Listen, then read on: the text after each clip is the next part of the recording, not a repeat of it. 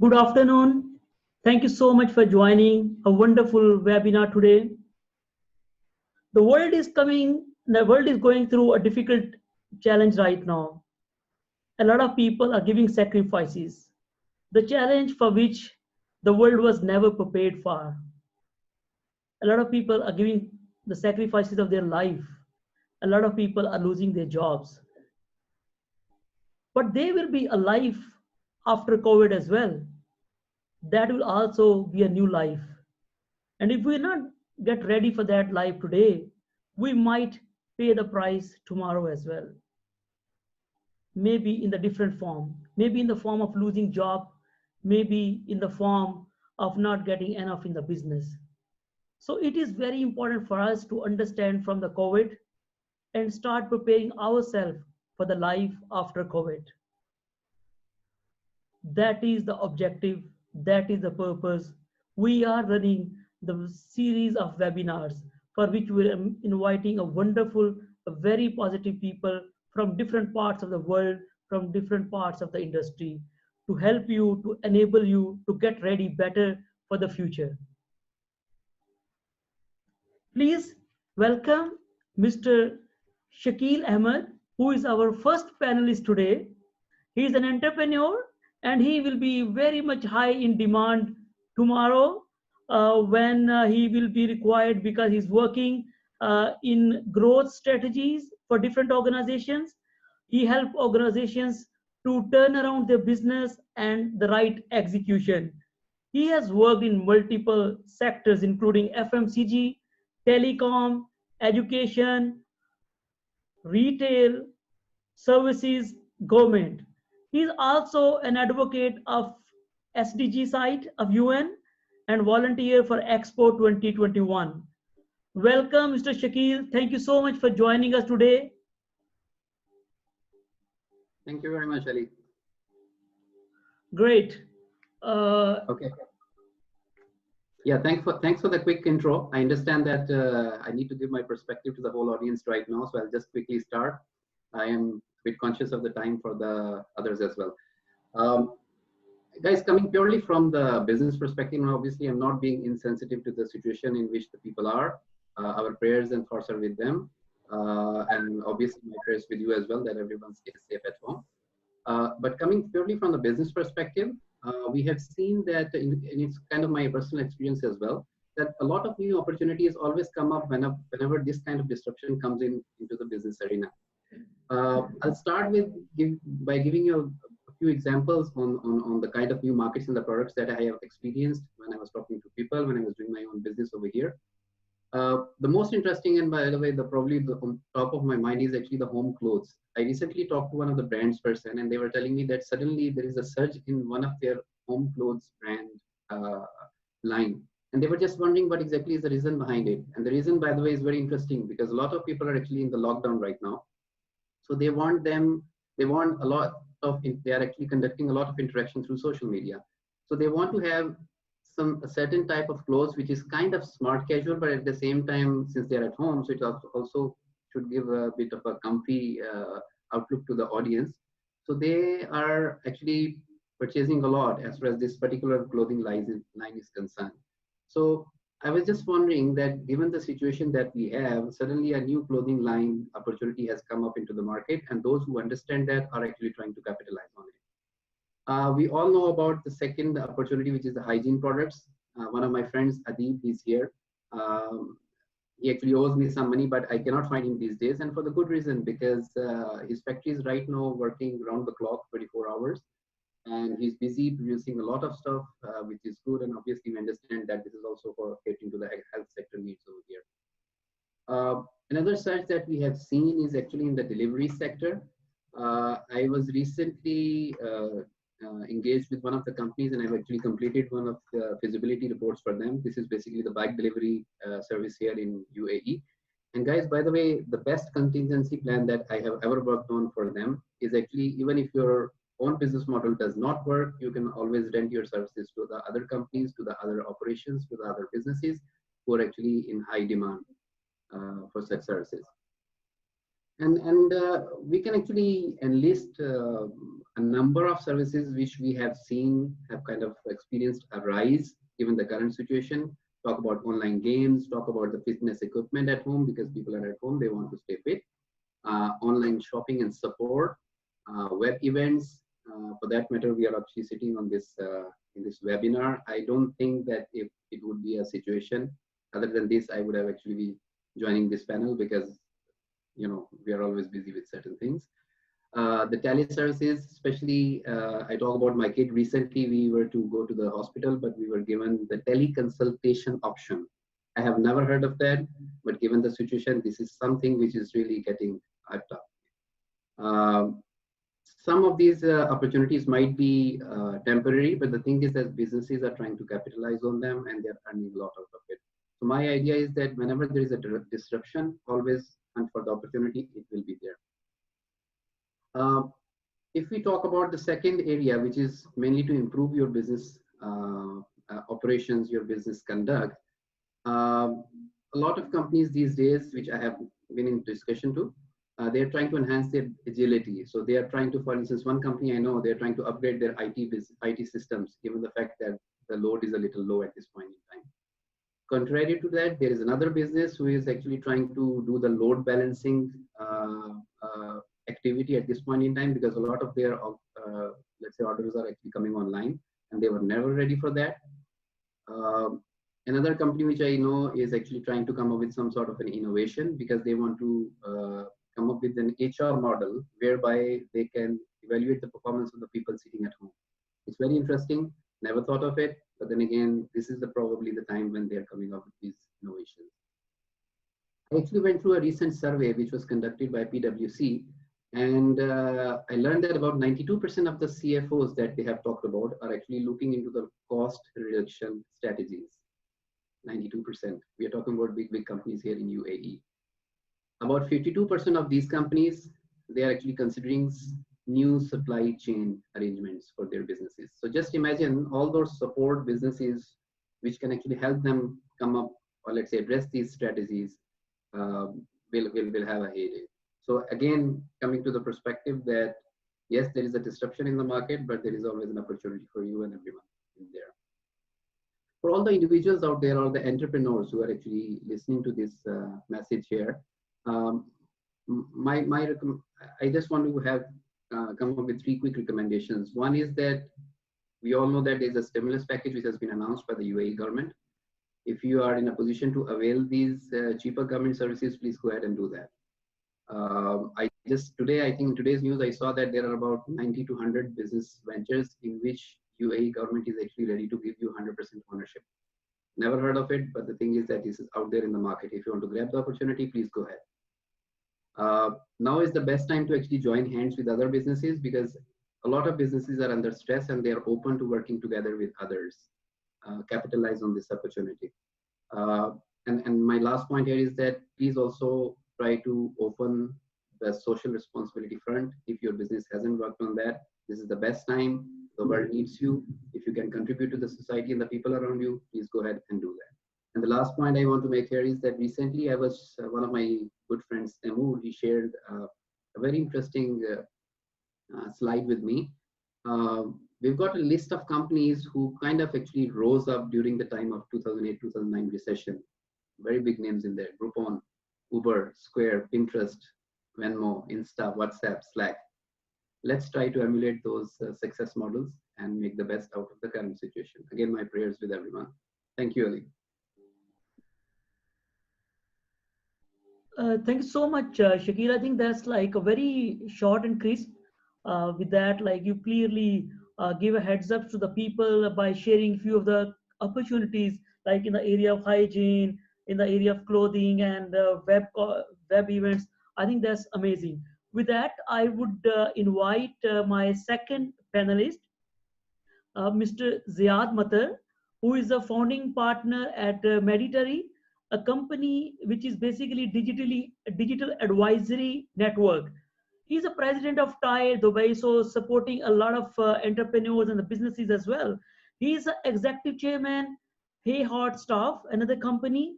He's a seasoned technology executive with the amazing experience and worked intensively for Ericsson and Qualcomm, with a proven record. He's also angel investor and sitting as a board of several organizations. And the title, another title, he has a chief barbecue officer, the title he really like to share with us. Thank you so much, Ziad, for joining us today. We welcome you on board. And yep, I was waiting to see your hat as well, because every meeting, Ziad wear a different hat. So he has given a good surprise to us. Thank you so much. Over to Ziad. Please share the opportunities post-COVID and how we should start getting ready ourselves. Thank you so much. Thank you. Thank you, Ali. Thanks a lot for this kind introduction and for the opportunity to have us all on this very interesting panel and answering some questions that are already coming from the audience. To talk about the hat, there are multiple reasons. First of all, I realized a while ago that we tend to dress in different ways to express our personality, but when we are doing conference calls, there is not much left to show. And I do have some nice hats, so I wear them different days, different hats. Today I'm wearing the cowboy hat because I'm feeling rather adventurous as well. But also for a third reason, and very relevant to what is happening now, is that I did attempt to cut my own hair over the weekend, following the advice of a YouTube channel. And what is under the hat is not really good to show. So now the hat serves a real purpose, in addition to a cosmetic purpose. And so on that point, let's talk a little bit about the UAE in light of this situation. And despite my technology background, I will talk in more social and maybe human aspects. I was reading a very interesting essay that was published yesterday by Mark Andreessen. Mark Andreessen is the founder of Netscape. Those of you who remember, the first browser that we ever used, probably. He's a very vocal investor in the US, and his essay is titled "It's Time to Build," and he has a very, very critical position on the reaction of most Western governments and institutions to the current situation, particularly the United States, of course, in the terms that they were not ready at all. They were not prepared at all. And I believe that he is right, that the implications of this will reverberate for the rest of the decade for all of these countries and nations. And on the other hand, I'm very happy and proud to say that in the UAE, we were probably one of the first countries outside of East Asia to react quickly and effectively in face of this situation. From early March, month and a half ago and more, the Ministry of Education said, well, you know what, we have this smart learning program. We've been doing smart learning for 5-6 years in pilots and gradually adding it in schools and universities around the nation. So now we are going to shift everything into the smart learning program. All the kids will go home, no more schools, and online distance learning will start mid-March. And we are there now for more than a month in a mode that actually is working very well. My kids, given the choice, will prefer to continue this way next year than to actually go to school every day. So this readiness that we see here versus the surprise and the current situation out there, I believe lies on one axis, but in two very important points that follow each other. We have a visionary government that is not afraid at all to imagine and set bold goals. You can see that, from things that they have done in the past 5 years, which a lot of people criticized or maybe even thought, oh, what a joke. We had a Ministry of Happiness, but the Ministry of Happiness, we used it to actually drive smart government, digital government, smart city. All of this was funneled under the happiness umbrella, but it is what enables today a lot of us to do many basic things from our home and avoid all of that unnecessarily going and contact and friction. They created a museum of the future, and even last year we established a ministry of the not impossible. And that shows you that vision that we have here, is something that we were not afraid of as a country, as a government, and it trickles down then to all the people who are here, and hence the cowboy hat. We have a little bit of that cowboy attitude, and in fact, the second item on that axis that follows vision is an exceptional ability to execute, to do. It is a can-do mentality, a bit cowboyish, but it is here. We know that we can do, and also probably before even Las Vegas started, the attitude of build it and will come, and they will come, was here in the UAE since the early 20th century, when Port of Dubai, Port of Deira was expanded, and then Jabal Ali was established, etc., etc. So all of this leads that, although we are today on a very high lockdown, most of us in the country feel that the situation is under control.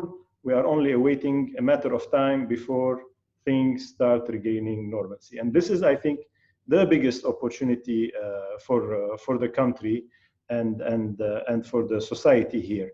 The opportunity to rebuild and rebuild in a right way.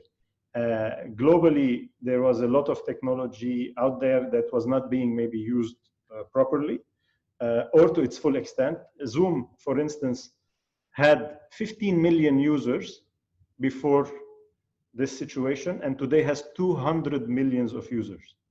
That's more than 10, 12, 15 times the number of users. It's an amazing tool, but nobody was able to use it, or nobody was willing to use it. And you know, on a different perspective, we were using technologies in all possible wrong ways, possibly. I mean, we first got the influencers, and now we have the influenza. So, and that, I think, for me, is a testament that we lived the past decade and maybe the past century with all its technological advance, like the Wolf of Wall Street. It was just a huge party, and nobody was thinking about what is the impact of what we are doing on the world. So this is a great opportunity for a reset for humanity. The Great Reset is what I call it. It will allow us to look again at priorities and how to achieve them. And I think the UAE is very well positioned for this. We have the readiness of the institution, the government. We have a very young and multicultural population. It's like a melting pot of the whole world. And we are open to experiment, and we have this can-do spirit. Thank you very much. That's great, very positive perspective.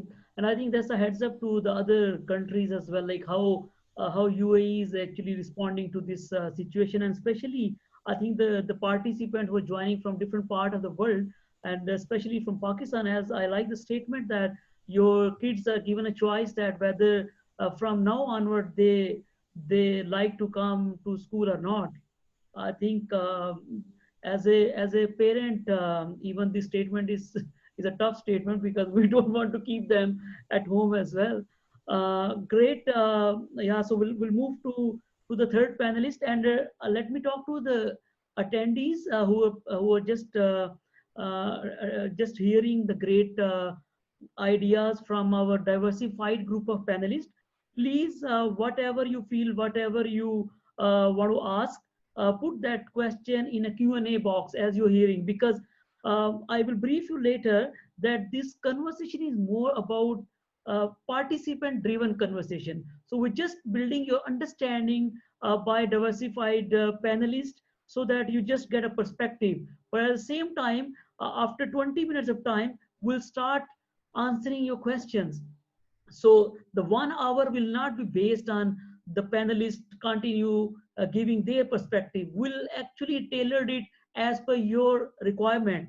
As you just know that all of our respectable panelists are based in UAE, so that's very kind of them to give us time, and that's a good opportunity for you as well. People from Pakistan and people from other part of the world, you can ask specifically questions specific to UAE.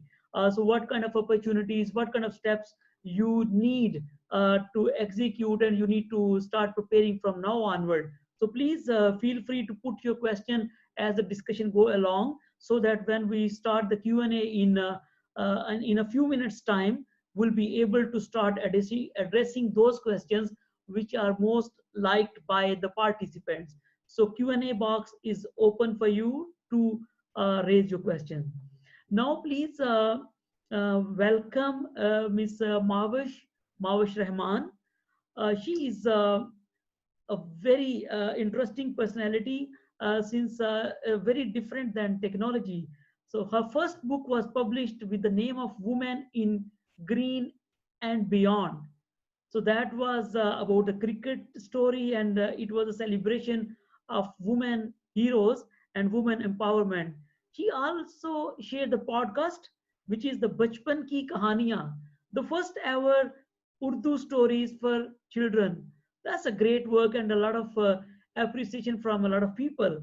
She focused a lot on gender empowerment, culture, and she is the lady who's believe on creating impact with the contribution. Thank you so much, Mavish, for joining us today. And it's over to you for sharing your thoughts, the opportunities, and the future after COVID. You on mute. Sorry, can you hear me now? Yep, we can hear you clearly. All right, okay. Thank you so much, Ali, for having me, and good afternoon, everyone. Thank you, Ziad and Hassan, Shakil, sorry, for the wonderful introduction.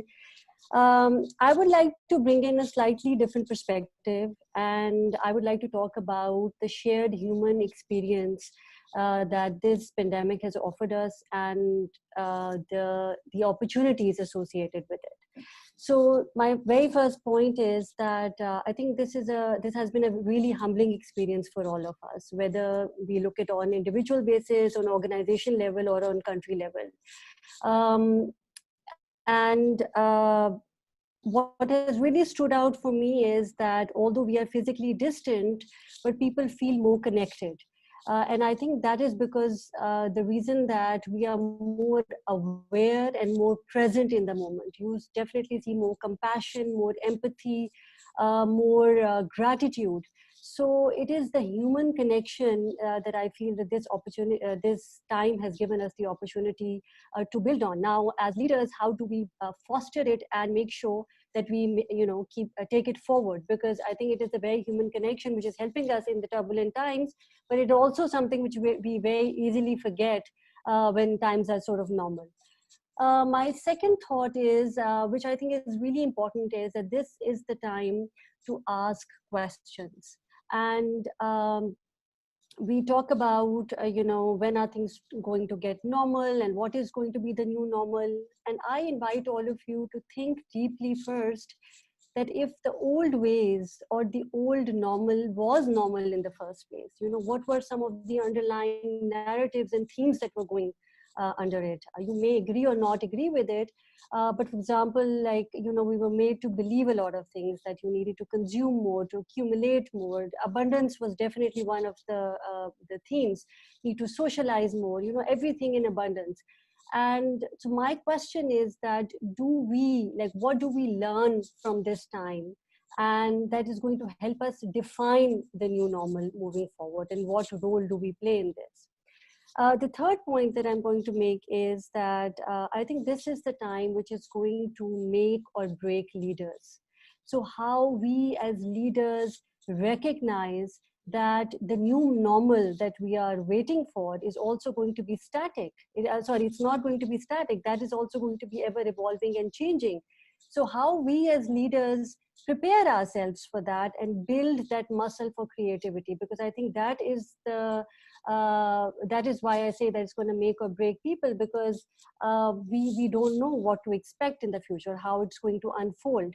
And there's a very famous quote by a Roman philosopher, Seneca, who says that luck is what happens when preparation meets opportunity. And I think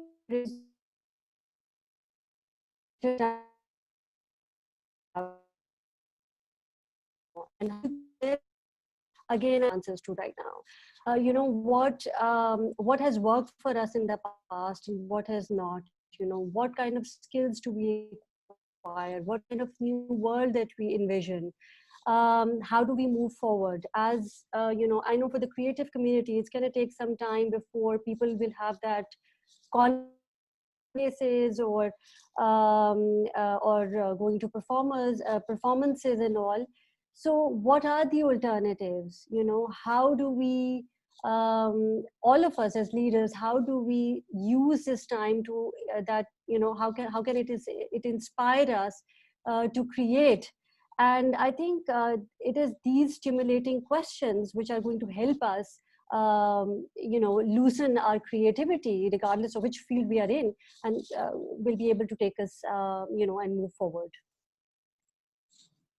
Wow, so that's wonderful, Mavish. That's like on the more most towards the human side of the story, which is very important. I think few days back we had another webinar, and we got in a similar view that in the new world we need to balance between humanity and digital world.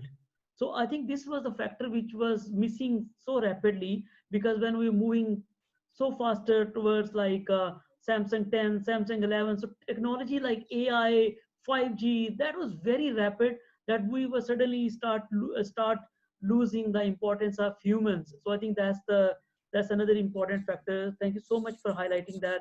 And please join me and welcome a very important part. And last but not the least, Mr. Hassan Iftihar, who is an authority in strategy, transformation, digital, and operating models.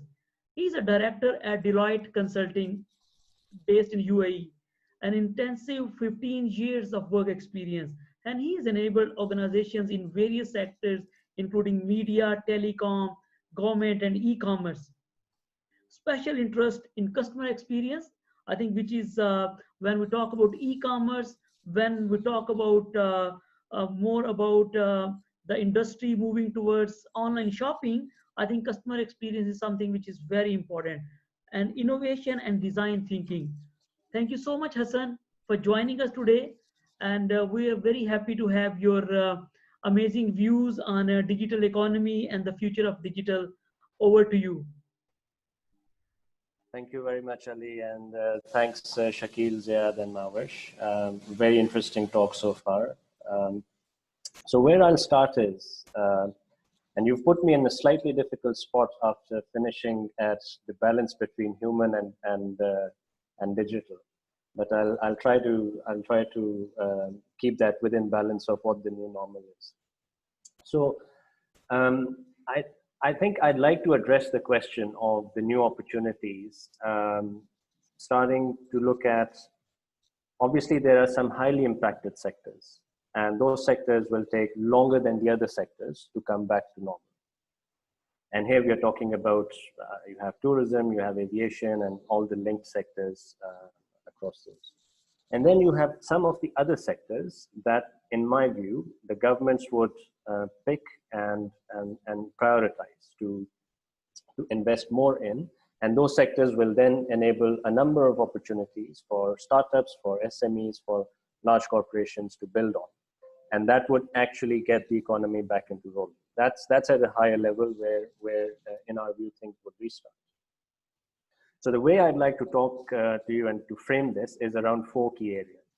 So the first one, I'd like to sketch very quickly sort of a global picture here. So when we look at the very strong economies, so let's say the top 10 economies of the world, and you have some of your Scandinavian ones, you have some of the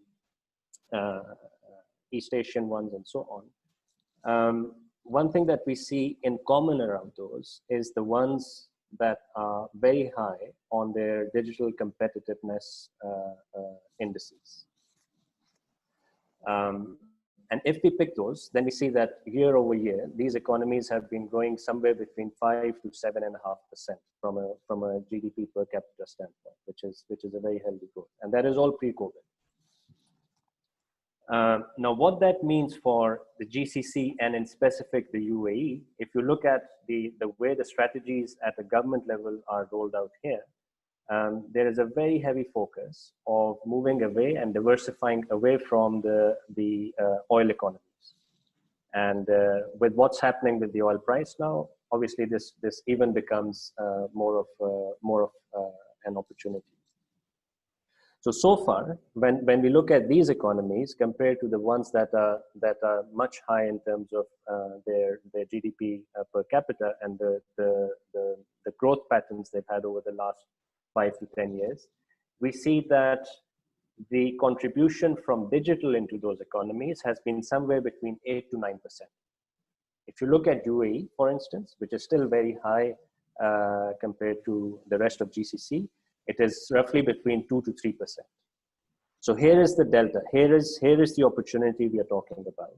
That in similarly performing economies, you have almost a 4 times growth opportunity here in the UAE, and more or less the same in the neighboring rich economies as well.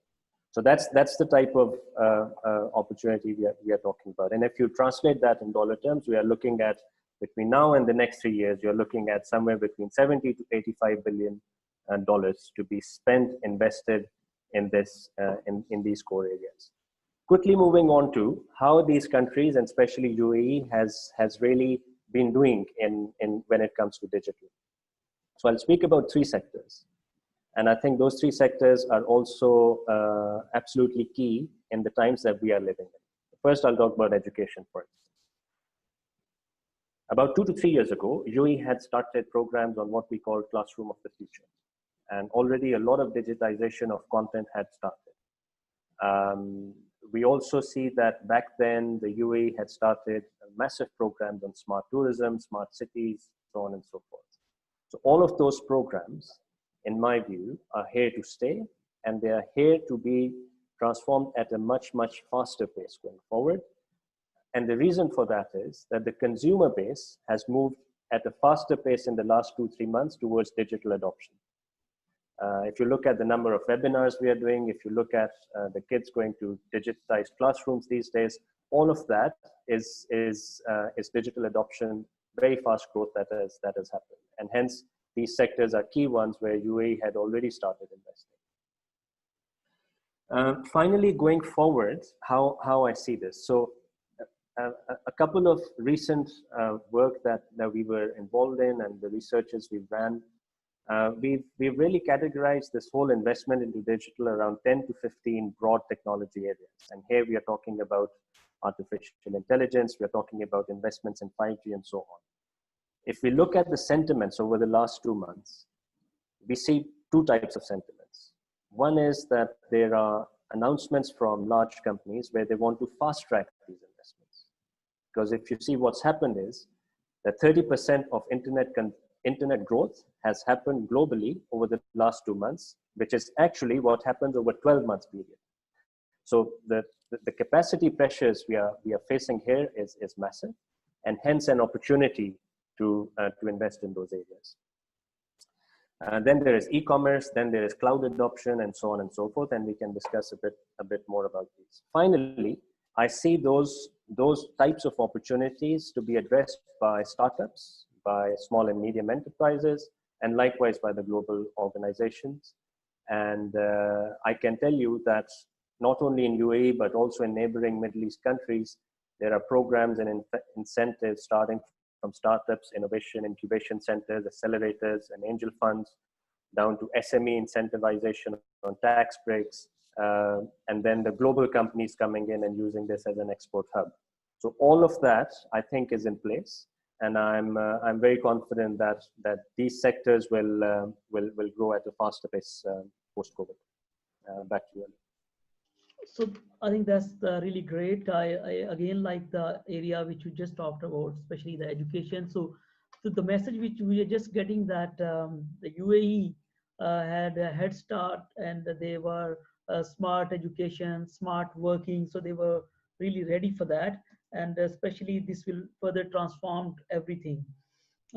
So I think we got initial feedback and a list of opportunities from our panelists. I would now move on to the Q&A section. So for the next 15 to 20 minutes, we'll talk for the questions which have been asked. So I would say let's start from the questions which are here with us now. And I would request that now all the panelists can switch on their video and audio, so that we have a collective conversation now where everybody can chip in and give a 30-second view about any question. Yep. So so if I just put the first question, There was a lot of hype regarding Expo 2020, and there has been massive investment with a lot of expectations from the business community. What's the sentiment in the country? Who would like to take this question? Let's try to squeeze our answer in 30 seconds to 1 minute. Because yeah, Shakil, because you're volunteer for this Expo 2020, so give 30-second response on that, please. Sure, thank you.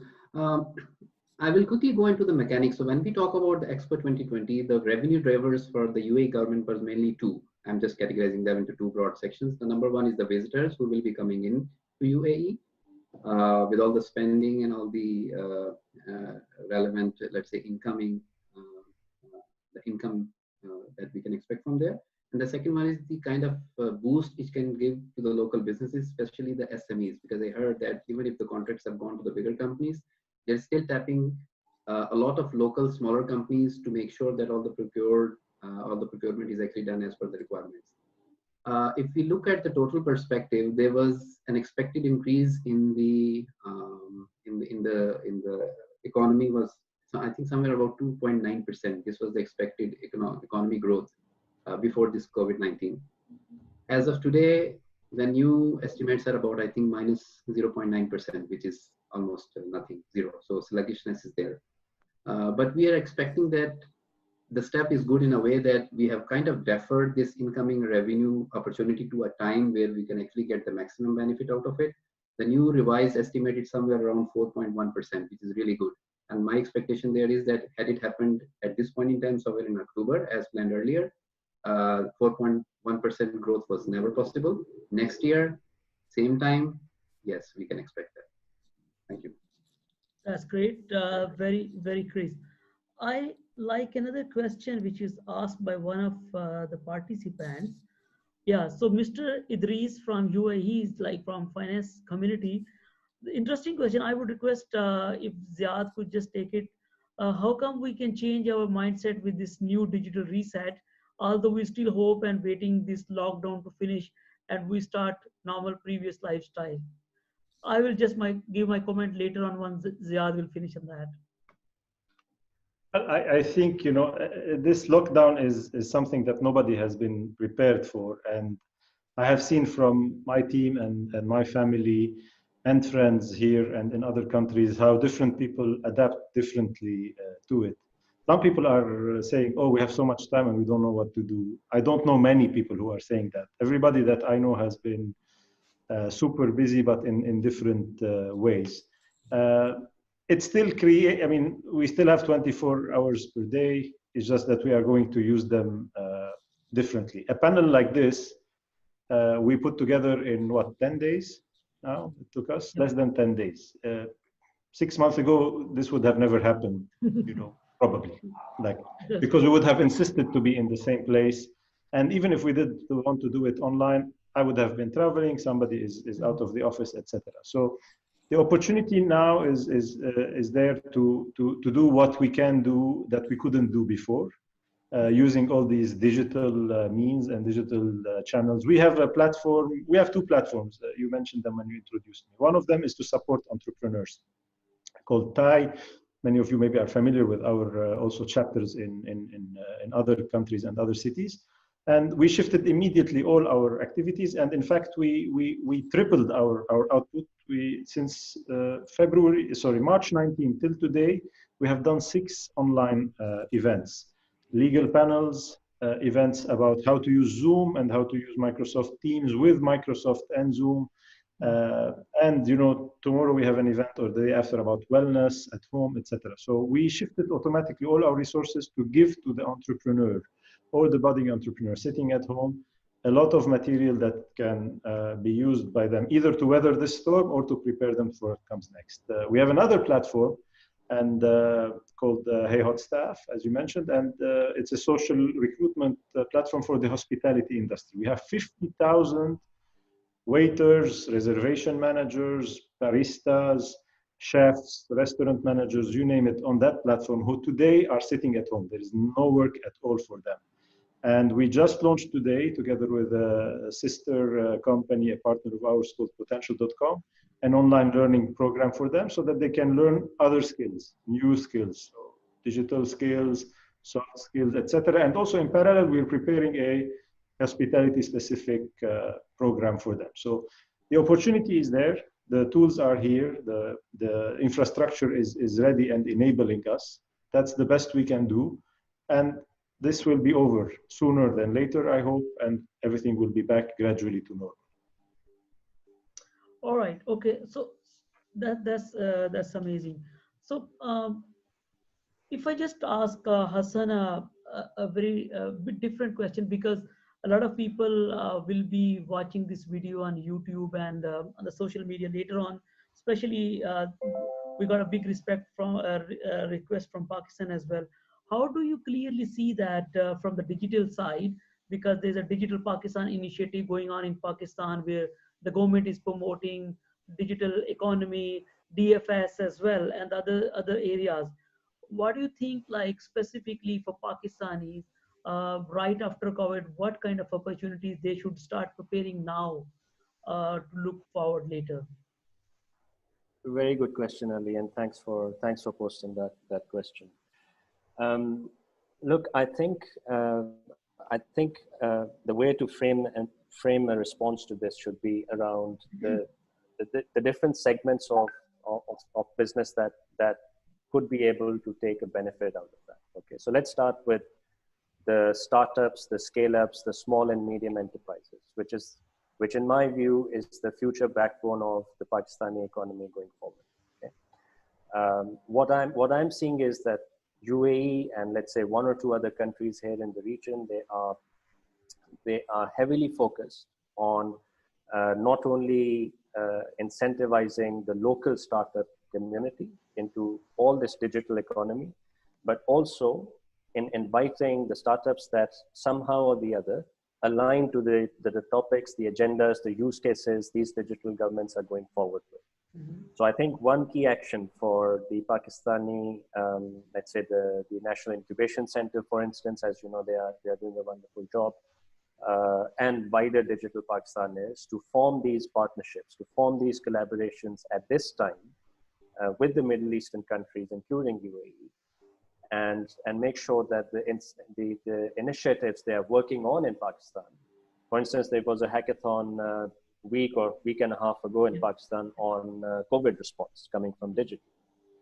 The same is going on in UAE, it's going on in Qatar, it's going on in other countries. I see no reason why this can't be connected between Pakistan and these countries and make use of that. And I think Pakistan, that's one talent through digital economy that we must tap into from a Pakistani perspective. And I think at a larger level, to answer the second part of your question, at a larger level for Digital Pakistan, again, there's a lot of learning that Digital Pakistan can take from UAE and again some of at least one other GCC country, that's Qatar. Because the way these countries have gone and failed and then gone back again into running their national digital programs is an amazing learning on how they orchestrate digital, how they bring foreign investments into digital, which is a key part of making it a success. So great response. So I have a question for Mavish, but before I go to Mavish, I just want a quick response from Shakil. Shakil, since you are a volunteer for 2021 Expo now, so you know that businesses in a lot of countries, especially Pakistan and similar countries, will be in challenging situation. How do you see that the opportunities for Pakistanis in digital side, even in construction side, for to support in 2021 Expo? How do you see that? If you talk about, let's say, specifically for Pakistan, I think a lot depends on the kind of facilities and the and I say the incentives that the government will provide to the businesses.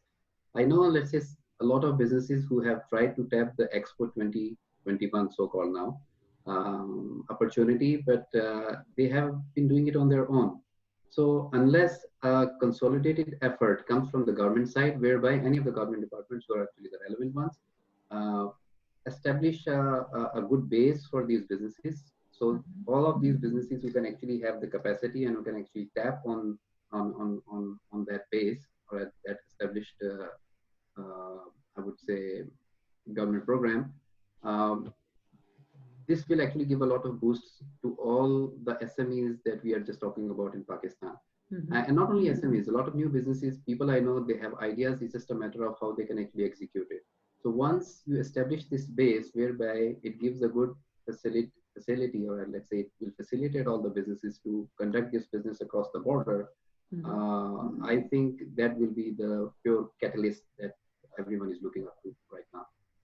All right. Because I tell you the reason, individually we can do a lot of stuff, but if it comes to a concerted effort, it has to be a government move. Without that, you cannot, or let's say a proper institute or organization who should support these efforts to make it a, kind of a fist.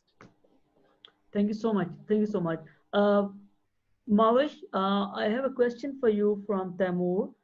You're doing the podcasts for different topics. So how is your experience with that? And how do you feel that post-COVID and currently it will be helpful for the participant and for the people? You're mute. You're on mute. Sorry about that. The podcast that I'm doing is specifically actually for kids, so it doesn't have to do with this. But I've read the question now also.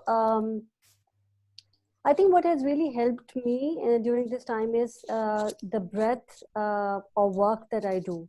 And I think it helps because like I'm able to focus on things that I can do and not, of course, on which I cannot do. I cannot go out to photograph and document things.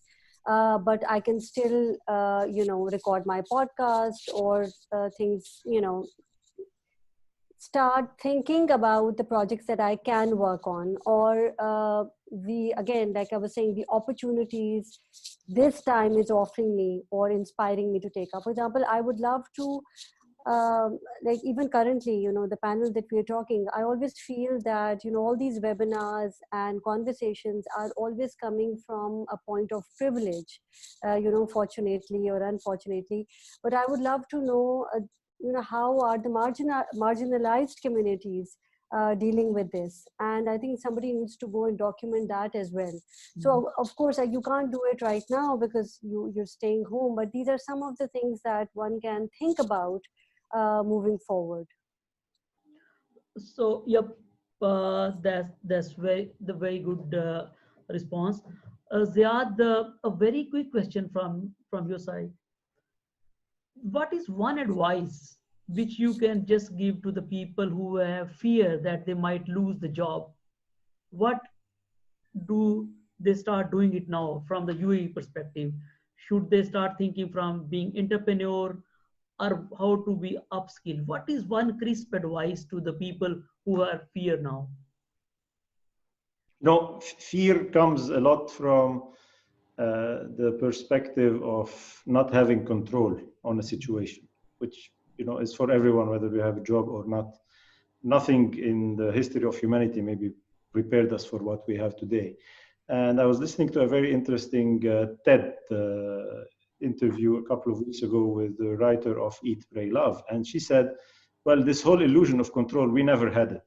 In our daily life anyway, we don't have control. So it's not that like we lost control a lot more today. The most control I have today is that I can pick up maybe that glass of water, but that has been always the case. So once you reduce that fear, then you can then look again and work on yourself. And on a business perspective, as many of our also esteemed panelists will say, you cannot save yourself out of a situation like this. You can only invest your way out of it. So this is the time to really invest in ourselves, learn, build, but also it's a great time to find solutions for problems that are growing, and that we can have this innovation in certain people suddenly flourish in a situation like this and come up with these solutions. Many startups were born after the past recession in 2008, 2009. This is much bigger in magnitude, but hopefully that means even better innovation will come out of this. Right. So we've got a few more interesting questions. Yep. So I got a question for Hassan. That's from Bilal. COVID has definitely changed the way we create value and generated many opportunities. The question is, how does that UAE government plan to jumpstart the sectors most impacted by the situation? Tourism, aviation, to the name few. What are your views? Yeah, sure. And I think, like initially during the introduction, we were discussing across the panel that there are the sectors that inherently have the tendency to be the most impacted ones, and there is hardly anything you can do about this, no matter how much money a government can inject from public funds. Mm-hmm. Unfortunately, the UAE had also a large chunk of GDP contribution coming from some of those sectors. So to name a few, oil is close to 30%. The next is travel, transport, tourism, and that is going to be impacted at least for the next foreseeable 1 to 2 quarters. So what are the alternatives? And I think the alternatives go back to creating those platforms that will still keep the economics of the country going. It will still attract foreign direct investment because you are building kind of the platforms and the backbone of the country from a digital standpoint.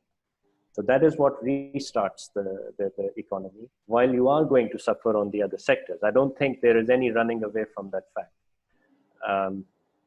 So if we are able to diversify our spending as a country, and also then as businesses, and we can find the new areas of where we want to innovate our business models, or we change direction to how we address our customers, consumers, going more online, I think that is the way forward. We all have to take certain steps in this direction of digitization, be it the government, individual level, business levels, to have alternate ways of addressing the challenge. Okay. All right. So consumers are shopping online at much higher level now, especially groceries versus earlier. Do you think it will go back to normal? Shakil, can you just? I think it will be a new world, but still would like to hear from Shakil. Will we go back to normal, or it will be a different life now onwards? This is the time when we need to say that let's be ready for the new normal, because the thing is that such disruptions, they always bring in changes in the business conduct which are like not temporary, they are permanent. So if we are talking about a lot of digitalization, we are talking about a lot of consumer habits changing. A lot of people who are actually kind of untapped, they were even aware of the e-shopping phenomena, but they were probably not up for it for whatever reasons, maybe because they just don't want to stay traditional.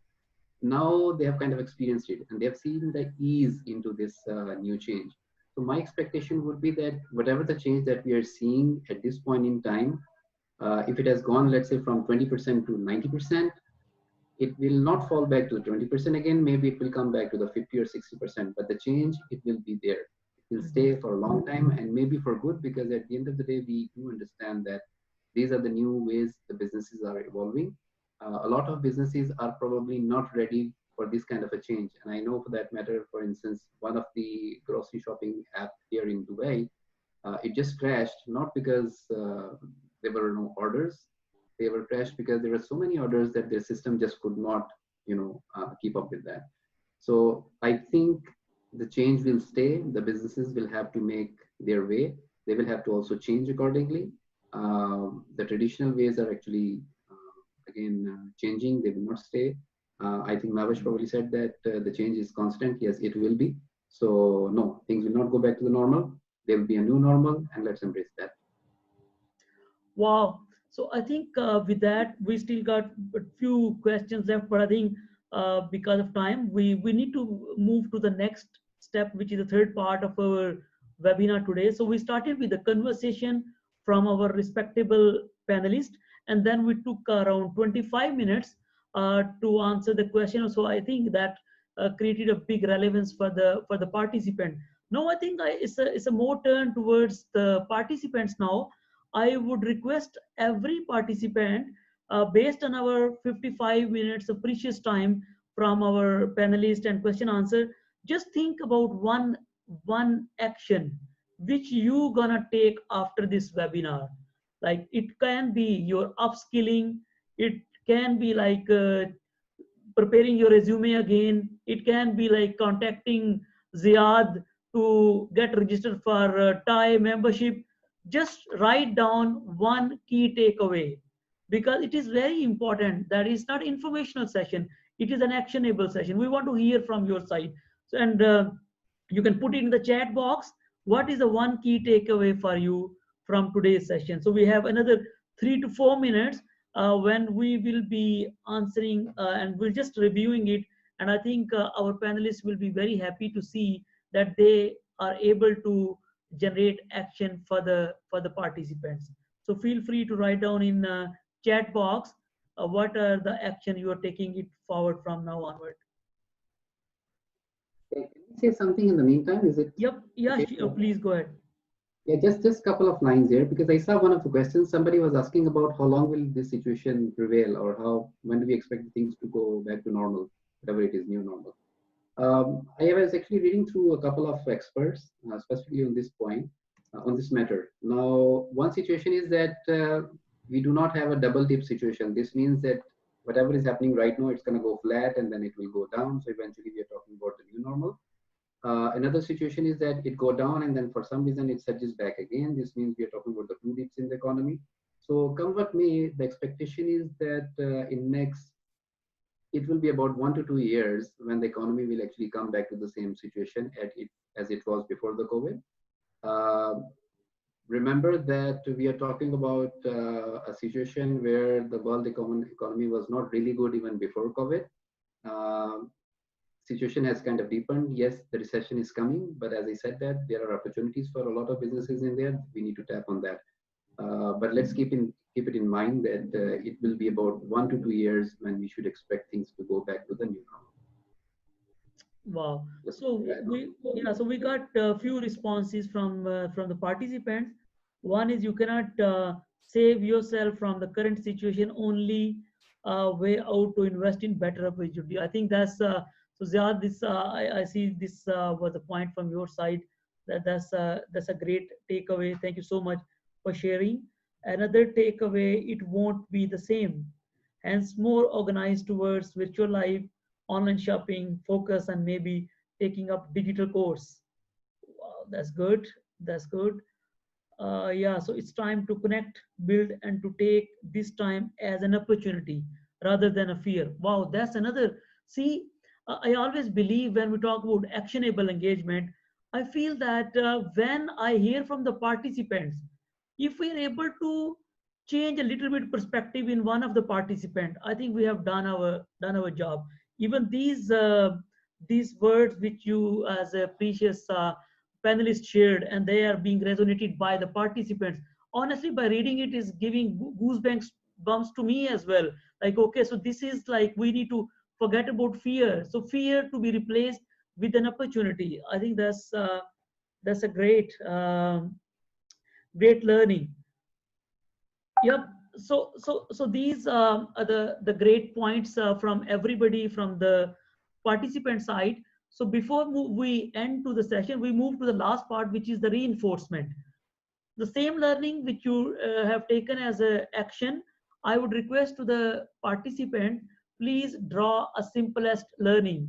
So send that drawing to us, because drawing increase your probability of taking action to 60%. We will share a video with you, even you believe that you cannot draw. So you will have a video from us where will help you to draw and will help you to memorize it better. So that is the last action. We request all of you to make this event more actionable. So that is the request to all the participants. Now moving to the panelists, the way Ziad was saying that this is a big opportunity. I think I got this big opportunity more than all of you, because the people like you who have so great exposure, I'm able to have you on board here. And I think that will go a long way when people will watch the videos on YouTube and the Facebook as well. I think that's an honor, that's a respect, and that's a big opportunity having you all here. Thank you so much, all the panelists. Ziad Matar, thank you so much for wearing a different hat and a very kind conversation. Thank you so much, Hassan, for a very crisp opportunity sharing with the people. Mavish, very kind of you for podcast sharing and the other amazing thoughts from your side. And Shakil, crisp opportunities on hygienic side, on the clothing side.